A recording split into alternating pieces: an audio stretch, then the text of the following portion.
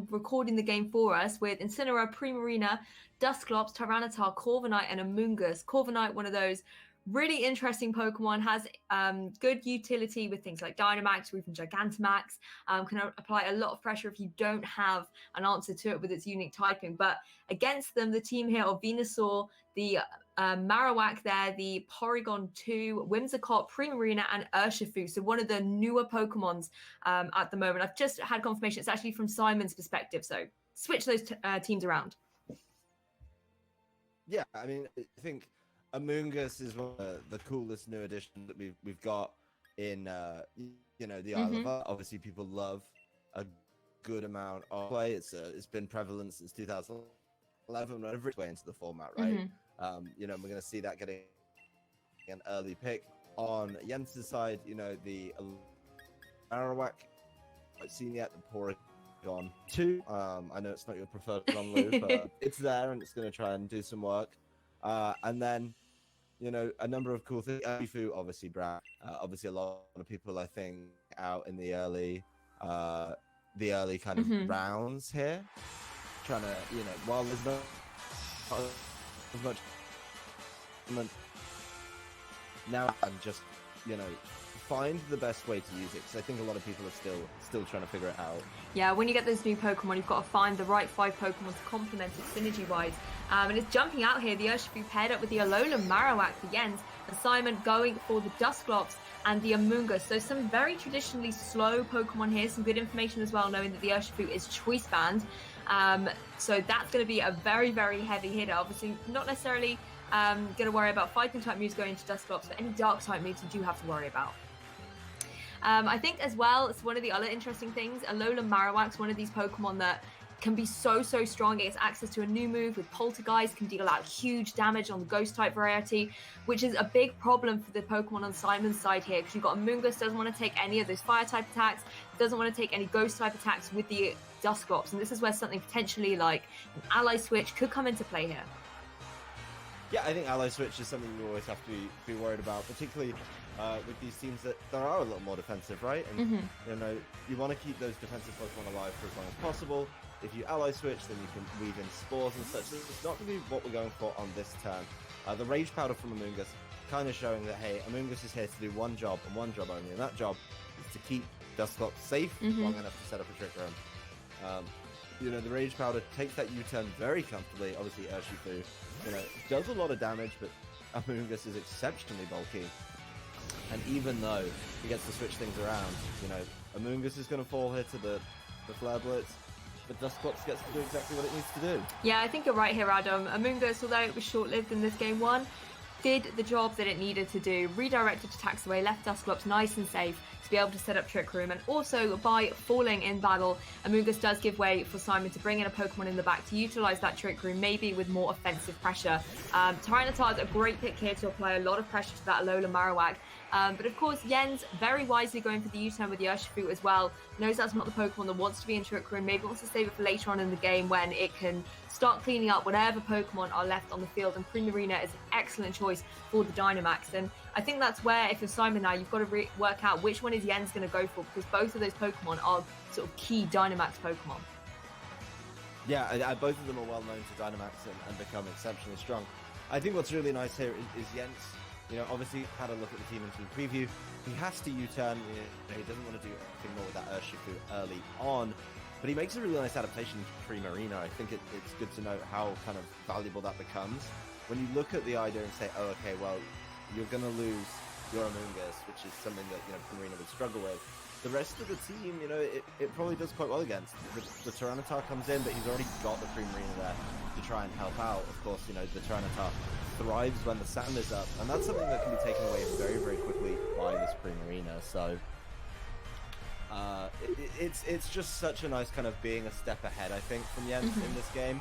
But of course, things could change very, very quickly when we do switch things up with the Dynamaxes. Yeah, I think you're right. He seems to have a lot of Pokemon in his team that are an answer for one of the potential threats that Simon can bring. Dynamax being the play in this particular turn, though. Primarina went up first for Jens, and now we've got the Tyranitar.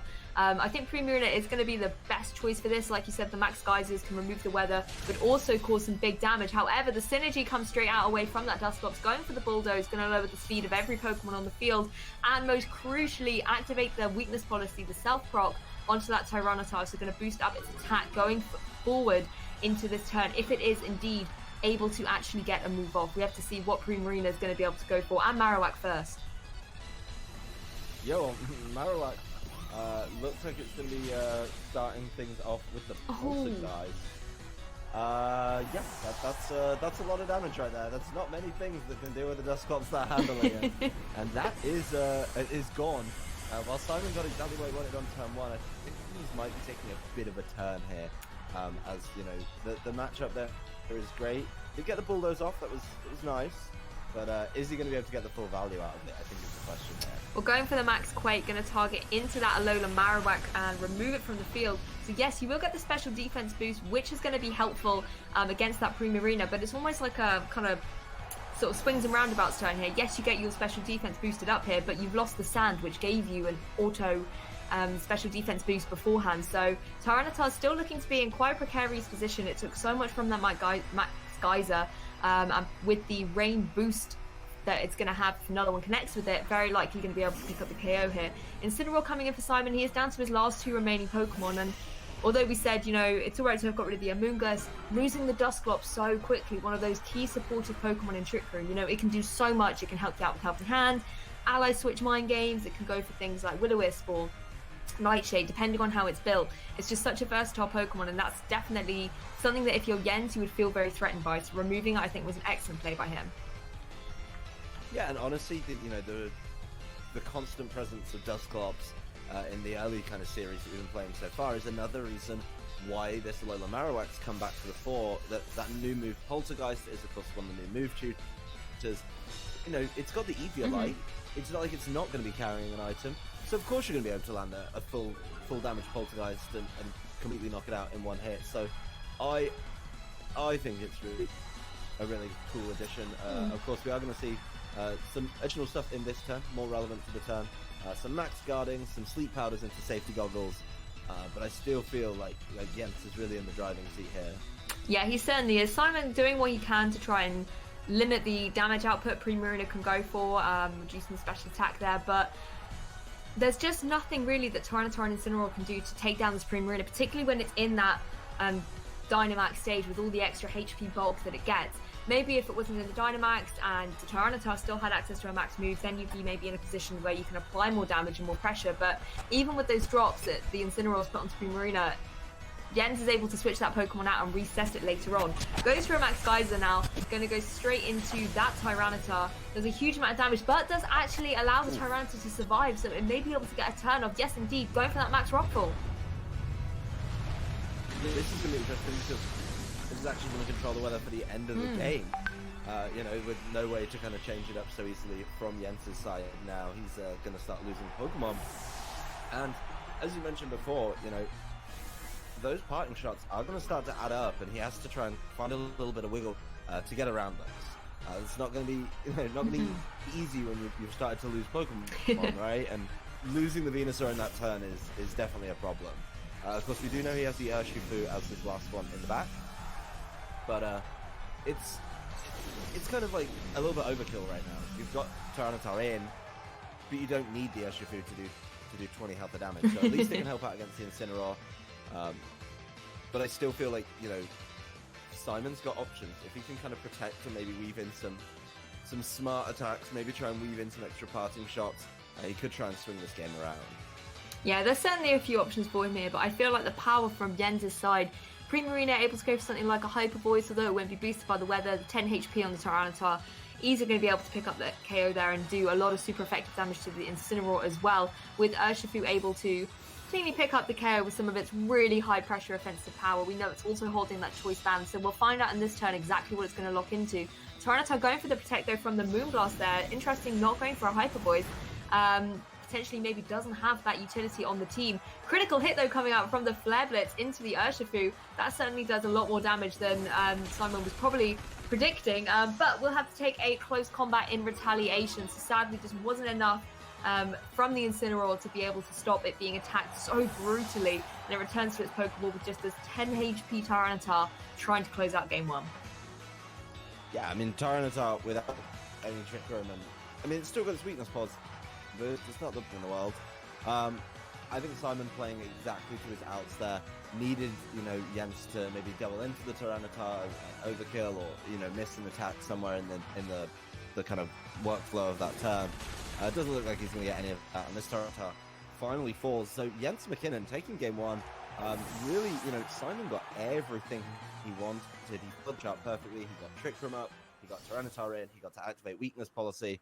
But you know, the answers were just there from Jens' side of the field. They certainly were, and there were a couple of turns there where they almost kind of traded Pokemon, and Simon always came out kind of on the worst end of those trades.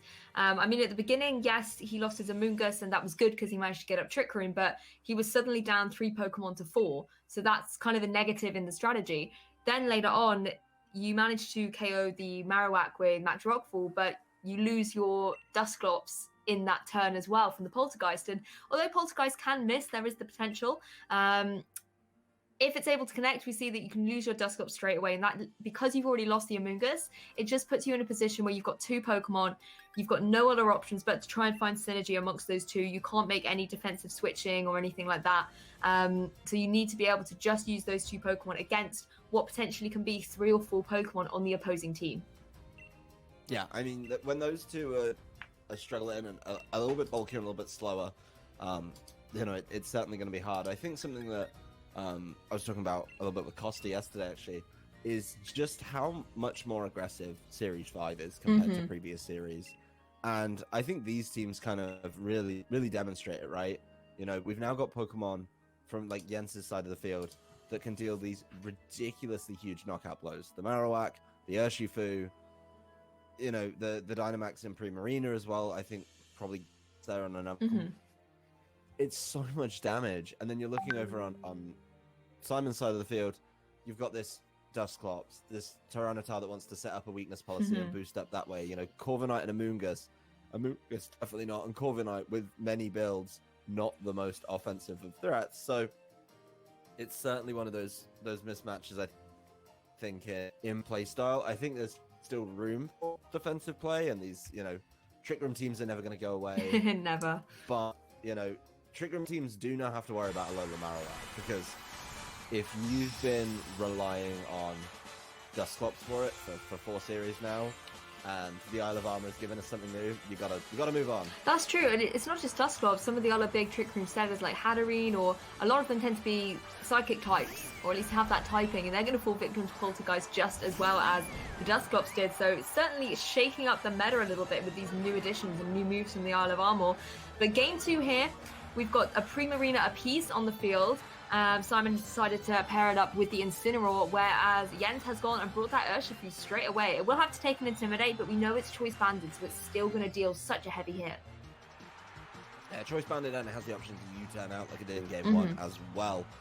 So there could be a number of switches going on here. We do see, obviously, Simon's point of view, and we get to see what he's hovering. So that's always, you know, a fun time. But I like this team. I like the adaptation.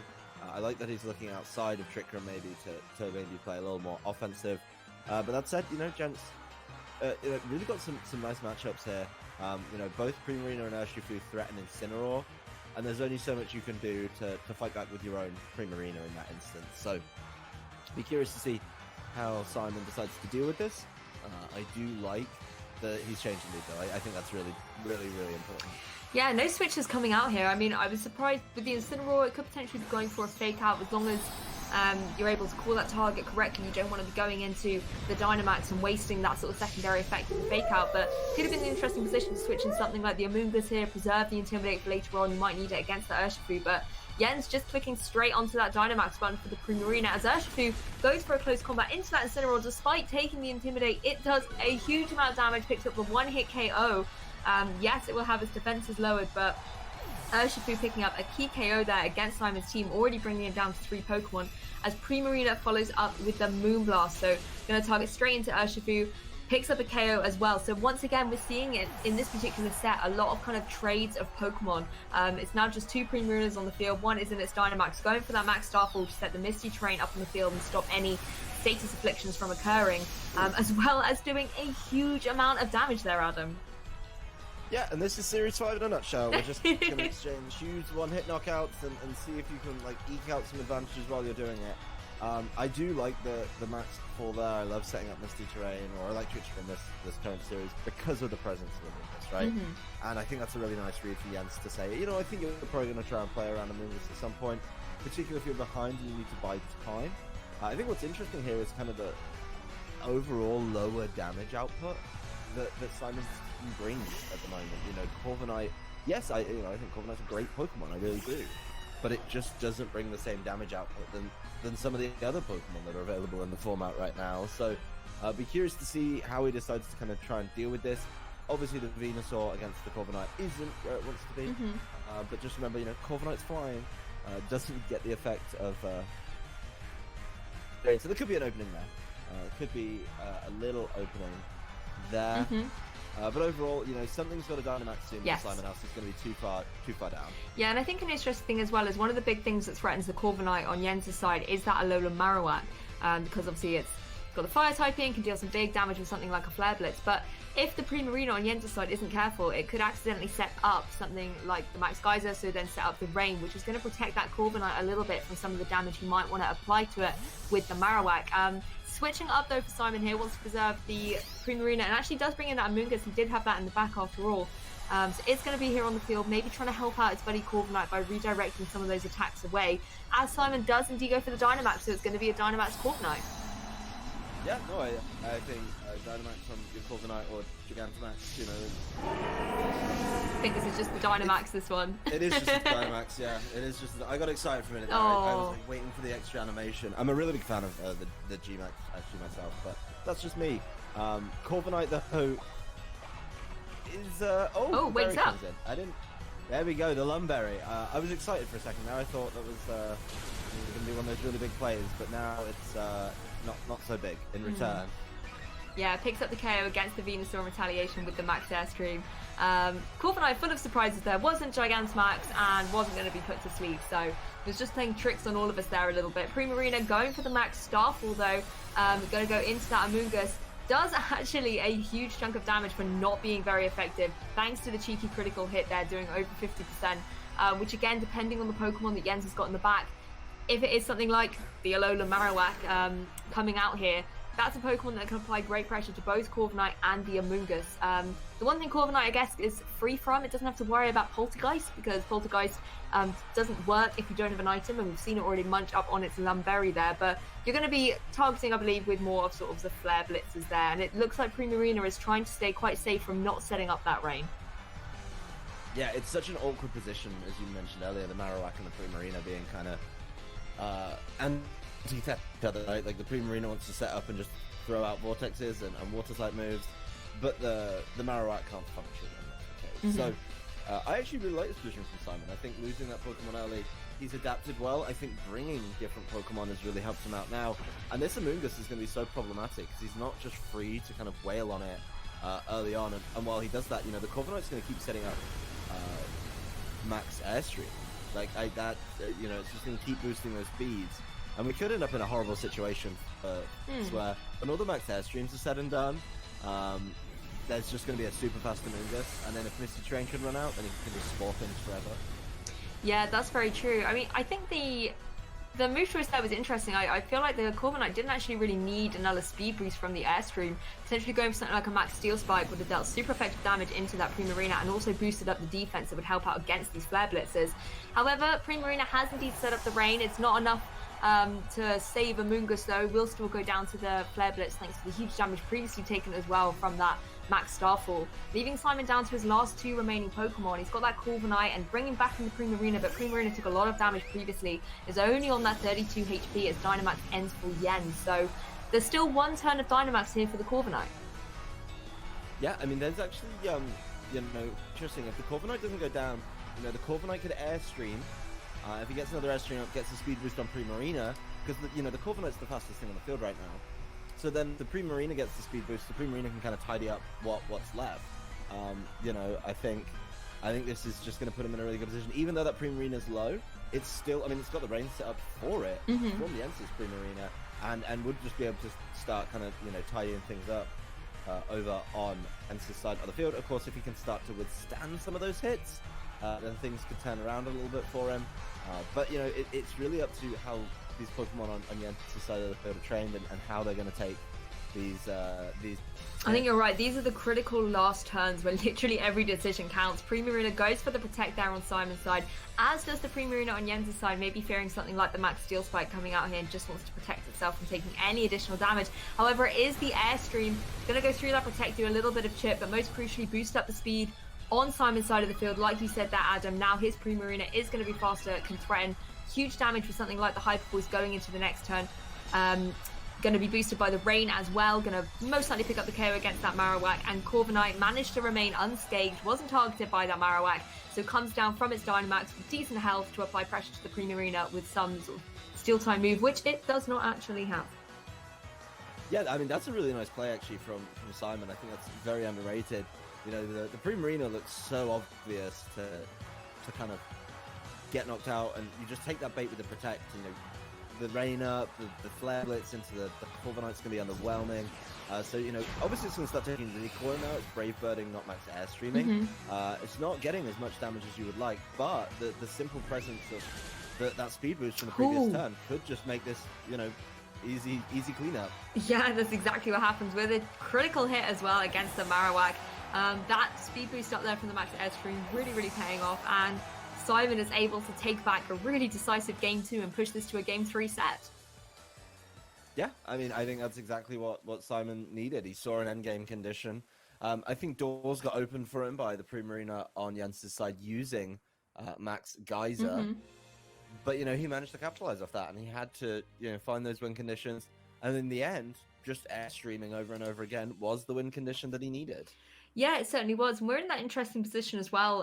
Sort of the way that we're recording these games, we do actually get to see a little bit of a scope into the moves. And I try my best not to look because, you know, you want to try and keep things on a level playing field as possible. But it was very interesting, Corviknight not having any kind of steel type move on there, just going for the Brave Bird there, keeps going for those Max Airstreams. So even though it could potentially have dealt out more super effective damage if he did have that move choice on there, I think, like you said, making sure that there's constantly speed being applied to that side of the field to help out the partner Pokemon and keep the synergy between the two Pokemon on the field really strong certainly helped Simon out there in that match.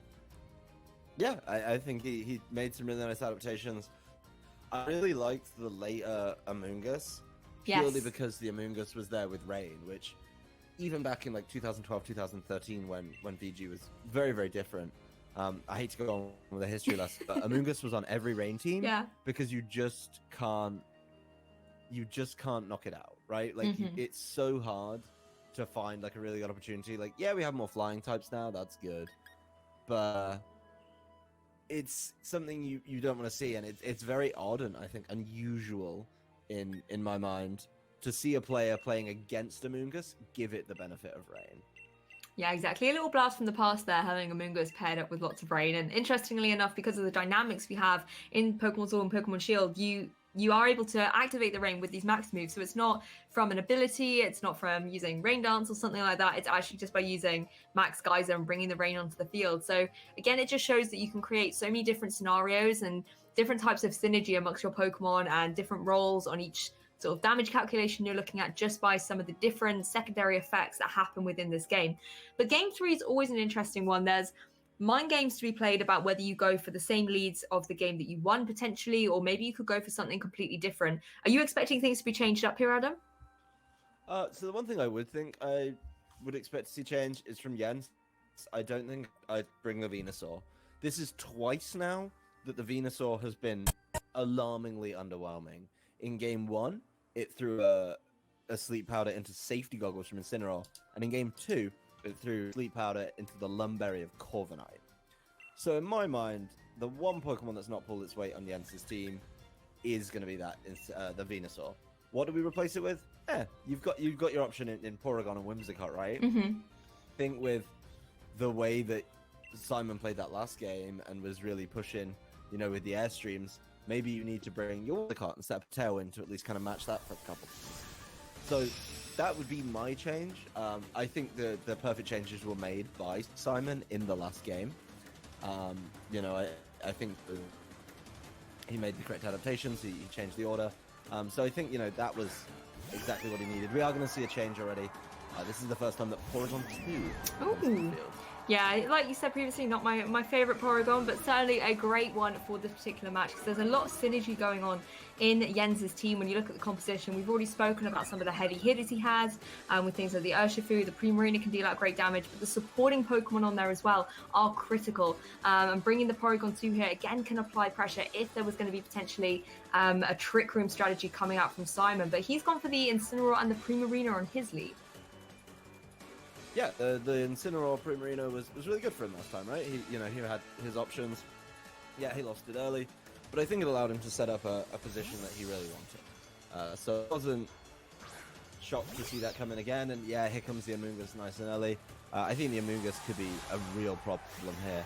Depending on how Jens has played out this turn, he's going to Dynamax right away, and I'm not sure if that's maybe a little bit too early. Maybe he's just trying to get rid of the Incineroar as soon as possible. Yeah, we talked a lot how this is kind of a hyper-offensive type of Pokemon game that we're playing a lot now in this format. And going for the Dynamax on this turn 1 as well can apply that pressure really strongly. But Amoonguss being on the field, going to be very disruptive. And if the Max Geyser was going to go into that Incineroar slot, it's not going to be able to connect. Passing Shot comes out from the Incineroar, meaning that Simon is going to be able to shift up his ball position a little bit, bring it back into its Pokeball, and again apply more pressure or more defensive switching, as we can see, bringing in the Primarina here. A great choice to be able to take something like the Max Geyser, because it's going to be able to hang around, whereas Incineroar would not. Yeah, and the other thing that's strange here, and I think, something that Jens has gone a little early on, is Dynamaxing your Primarina in front of the Parting Shot Incineroar.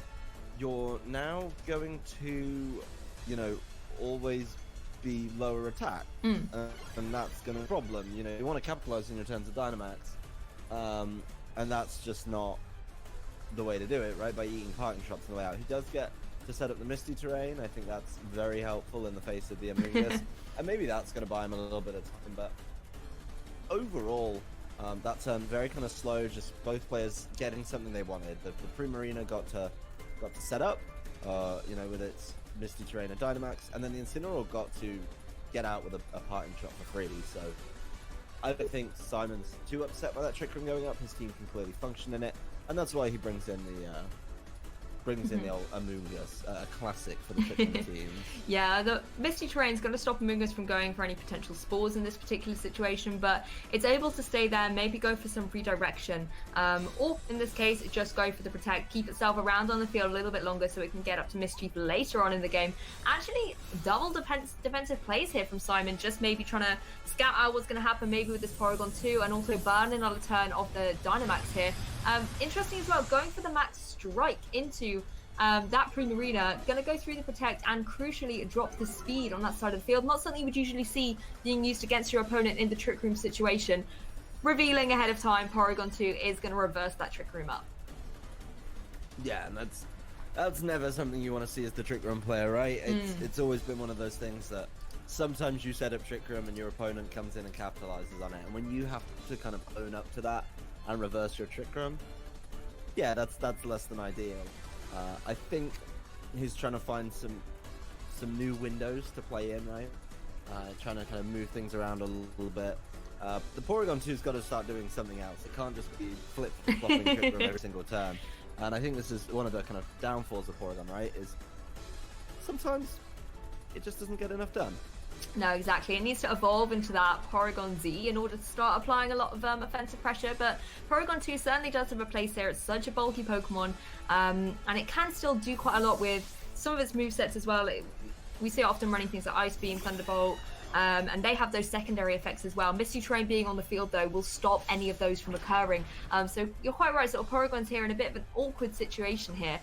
Rage Powder coming out, though, from that Amoonguss, going to be taking the Ice Beam, though, so this will still be dealing some decent damage to the Amoonguss, chipping away at it, taking below 50% damage there, as Primarina follows up with another Max Strike. So once again, just going to be lowering the speed on Simon's side of the field here, and that's going to bring the Amoonguss down even further. But Corviknight, with its ability of Mirror Armor, will not be affected by the drop, but will actually throw it right back onto that Primarina instead. Yeah, that's got to be frustrating if you're the Primarina. And I think Corviknight's showing, I think Corviknight's been overlooked a little bit, right? In that Mirror Armor ability is able to really annoy your opponent when they're Dynamaxing and playing around that. But that said, the Amoonguss takes its hits very comfortably. Imagine if the Primarina hadn't taken a parting shot turn 1. And that's the end of Dynamax for Jens. Dynamax is done. And he's really not accomplished all that much with it. That said, I do really, really like the Ice Beam on Porygon. I've always thought that Porygon should be a Bolt Beam variety, as it's known, with Thunderbolt and Ice Beam. But now, he doesn't get rid of the Amoonguss, and the Amoonguss gets to bounce out with Regenerator and cause problems later on. This game's definitely kind of slowing down a little bit here. The amount of damage coming out from Jens' Primarina is always going to be lowered. And, Jens once again decides it's time to Trick Room. Now he's got the speed drop on his side from his own Max Strike. Yeah, so in a way, kind of the Mirror Armor throwing that Max Strike speed drop back onto the Primarina, that's something that Jens is trying to use in his favor. It can be something that you really didn't want to see, but thanks to the Porygon 2, able to switch up and put things back into his favor. But the other thing that's interesting if you're Jens, both these Pokemon on the field at the moment have full HP. There's not a lot of damage being dealt around from either side at the moment. Yes, the Amoonguss was brought down to its low health, but like you mentioned, it can go back, use Regenerator, come back out a little bit healthier. So it's getting to those crucial turns in the game where momentum's being built up, but not a lot of action's actually happening. Even though Jens has got his 3 Dynamax moves out of the way, he doesn't, of course, now have access to them, and that's something that Simon still does. This could be the sort of turning point in the game where we start seeing more damage being rolled out by these Pokemon. Yeah, and the game, I think every game has got slower than the previous one, right? This Protect on Primarina is so valuable. Just making sure that it doesn't take any damage from the Thunderbolt or the attacks of the Primarina. And this gives the Corviknight just free reign to roost. So now it's roosted up, it's at full health, everything that's got damage on it is Primarina, and the Misty Terrain's gone. So when Amoonguss does come back in, it's just going to be able to do exactly what it wants to do, which is pass around spores. Yeah, exactly. It's a much nicer environment for Amoonguss to come back into. It's Trick Room, there's no Mystery Terrain. It can certainly get up to a few more tricks. If you're Simon, though, you're in this position where you have the potential to Dynamax. You probably don't want to be doing that on the Corviknight because you don't want to be raising your speed from those Max Airstreams and Trick Room, and Max Knuckles really aren't going to be doing a lot of damage to either of the opposing Pokemon here. It'll do some to the Porygon too, but it's so bulky, and you can do some switcheroo with your Pokemon, particularly if there's like an Alola Marowak in the back. That's a Pokemon you don't want to be wasting a Max move into. So it gives him a few more options, maybe a few more turns to start biding your time with that Dynamax option. Decides to switch up, bring the Incineroar back in here. This is always a good opportunity where you can go for Fake Out on the next turn and maybe stall out another turn of this Trick Room, but it's at the risk of taking Hyper Voice from the Primarina, and that parting shot from previously really paying off here, showing the damage being really negated from that Primarina. Yeah, here's the issue, right, is this Primarina's just been on the field so long, it's not doing enough damage, and Jens not finding that opportunity to switch it out. He's not getting rid of it. He's leaving it on the field, and if he eats another parting shot, he has to, at that point, look to switch it out, because it's getting ridiculous how little damage it's doing. That said, he's really not threatened, that you mentioned a couple of turns ago. His Primarina and Porygon are at full health. They're not taking this crazy amount of damage. Exactly, they're just sitting here, and the problem as well is, yes, although you're not taking any damage, I always say that you can't win the game without picking up KOs, and you're going through your own Trick Room turns here without utilising them to their full potential. I think it's quite wise here to then switch out that Porygon 2, bringing in the Alola Marowak, again, a Pokemon that can utilise Trick Room very well, and will also be more of an offensive pressure here. Great switching in on that Fake Out as well. comes in unscathed, and Incineroar will be KO'd in retaliation from that Hyper Voice. It does, of course, however, give the opportunity for Simon to bring something like that Amoonguss back into play now and go for some redirection. As the Corviknight goes for a bulk up, and I really, really like this play here from Simon, boosts up his defense, that might be able to help him out later on from taking any damage from the opposing Pokemon there, but also boosts up the attack. It just puts him in a position where he can start dealing out more offensive pressure, start picking up some KOs, and Amoonguss being on the field now is the perfect Pokemon to support him. Yeah, I mean, this Corviknight's going to be a problem after a couple of bulk ups, right? You know, if it can land the attacks it wants to, it's got its attack nice and high. Now it looks like it's going to try and find an endgame condition. That said, you know, the Amoonguss last time was exceptionally healthy, and you know, was able to do more damage. It is already low. It was bought very, very low. Then it got some regenerator health back, and it should be able to get knocked out pretty quickly if you're Jens' side. But the problem is, every turn you're knocking out Amoonguss is a turn you're not knocking out Corviknight. Exactly, and with that redirection as well, it allows Corviknight, that is now Dynamaxed up, to start dealing out more damage from those Dynamax boosted moves as well. As we said previously, you know, something like the Max Airstream and Trick Room isn't always going to be the best, but these Trick Room turns are running out, so if you're setting up your speed maybe for later, that's not the worst case, it's not sort of the worst option you can go for. However, thanks to the lack of that misty terrain, Amoonguss is very happy to click that Spore button and put the Marowak to sleep, which is the Pokemon that definitely threatens that Corviknight the most. You can see the Hyper Voice really is barely doing anything to it, and as Marowak takes a little nap in this turn, Corviknight is free to go for the Max Airstream. Targeted down into that Farina, does a huge amount of damage, always picking up the one-hit KOs thanks to the boost that it got from that bulk up. Not quite enough though, but again, not the Pokemon he's going to be fearing at all going into the next turn. Yeah, and this is the perfect timing to be Max Airstreaming too. Because you're Max Airstreaming on the last turn of Trick Room, you're getting the speed boost, and you're now going to put yourself in a really, really, really solid position. Of course, there's no Misty Terrain that we had in the previous game. This Amoonguss really could just put everything to sleep, particularly if it starts just getting Airstream boost on Airstream boost with speed. And then, you know, the Corviknight's just going to be able to keep putting damage down. This game could turn really quickly and turn really nasty for Jensen. You know, after waiting through a number of turns, just watching Simon roost and bulk up, this could turn quite quickly. Yeah, and getting the speed advantage up here allows him to be able to go for things like roost and bulk up once Dynamax is over. I also really like this play here, going for the Max Knuckle, even though it's not very effective. The health that the Primarina was on really was so trivial, it was going to be able to pick up the KO, but crucially, you now get the attack boost as well. And that's going to help out going into the next couple of turns. But Marowak has actually woken up, going to go here for the Flare Blitz, targeting down into that Amoonguss there. Will fall victim, of course, but I think Amoonguss has done everything that it needed to do. It's used its redirection, it went for Spore. You know, unfortunately for the Amoonguss, the Marowak was able to wake up nice and quickly, but it puts Simon in a position now where he can bring that Primarina back in. Trick Room's no longer in effect. That's, again, a tricky situation there for Marowak. Yeah, I mean, the Marowak's woken up early. That definitely opens the door, right? That opens up an opportunity. It looked like Simon was kind of slowing things down and saying, you know what? You know, I'm going to, hopefully you'll stay asleep. I'm going to boost up my attack one more time and make sure I can really deal with you through being able to kind of force you around and keep you asleep. But Primarina Corviknight is just so much more offensive than Porygon and Marowak right now. Of course, the speed boosts are coming through from Max Airstream, but we got to worry about the Trick Room. Now Amoonguss is gone, I think Trick Room's a better option. But there's still one more turn of Simon's Corviknight. It's now at 3 stages of boost attack, I believe, because of the double bulk up and the Max Knuckle. So it's going to be able to knock out pretty much whatever it wants at any given moment, really.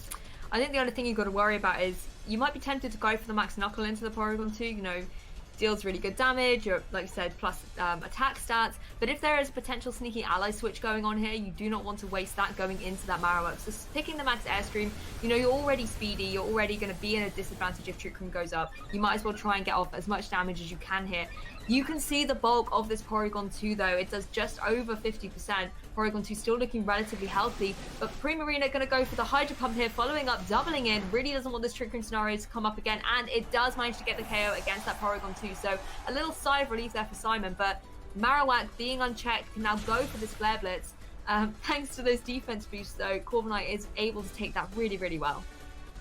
Yeah, I think the trick room was going to be the win condition there. Simon really smartly identifying that and kind of just pulling that away by saying, you know what, I've been boosting up with Airstream for a couple of turns now. You know, the Corviknight's exceptionally fast.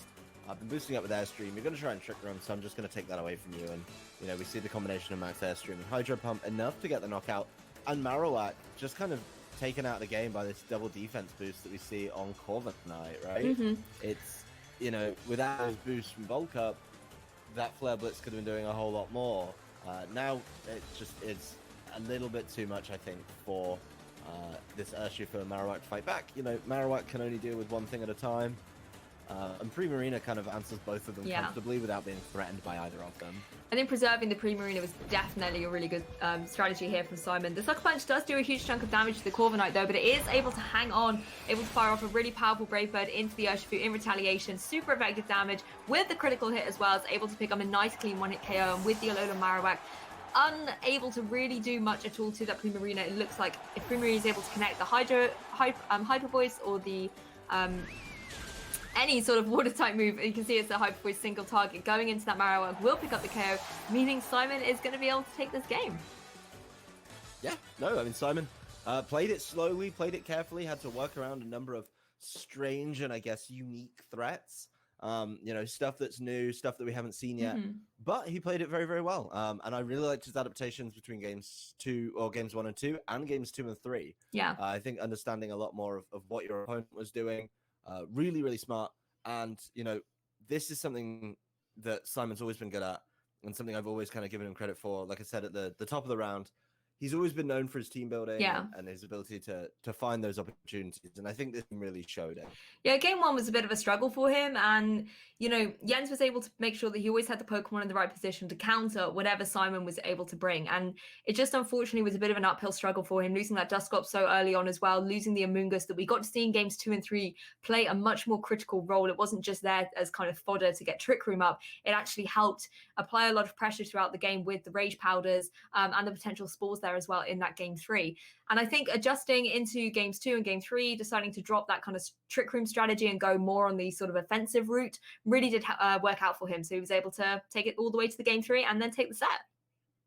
Yeah, no, I think his actual, I will say both players very smart about Trick Room, both acknowledging its threat, both playing within it and realizing when they could and couldn't set it up. So I really liked the way that they played that. And unfortunately for people in chat, I'm just going to warn you, Trick Room is always going to be a thing. I saw some of you getting really upset about it, but it's been a thing for 10, 11, 12 years now. Yeah. It's not going anywhere, and I'm sorry, but you've just got to be able to play around it. I mean, it's one of those things, like, speed is a thing, it's a Pokemon mechanic, and it can be the win or lose mechanic of a game. And if you're going to have super fast teams, you've also got to have super slow teams. That's just how the balance of things work. But again, it's one of those things you have to counter. It's the same way if you're someone who maybe wants to keep boosting up your speeds with max airstreams or lower your opponent's speed with max strikes, as we see the good old Porygon Z doing in the meta at the moment as well. Those are things you have to prepare for and find ways to counter them or work around them. And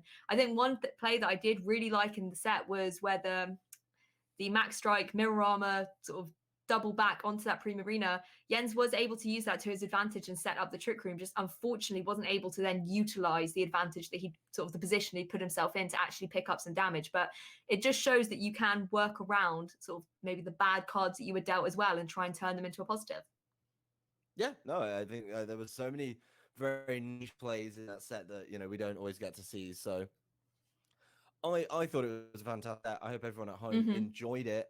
On that note, we are going to take a very short little break before we come back for match number 2. That's going to be Russia, represented by Artem Panesh, and Sweden, represented by Nils Dunlop. So stick around, and we'll be back.